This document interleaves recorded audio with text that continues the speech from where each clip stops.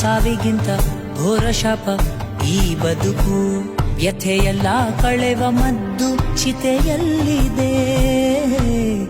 ಆದಿಯಲ್ಲೇ ಅಂತ್ಯವುಂಟು ಎಲ್ಲದಕ್ಕೂ, ನಡೆವೆ ನೀನದರ ಸುಳಿವು ಸಿಗಲಾರದೆ.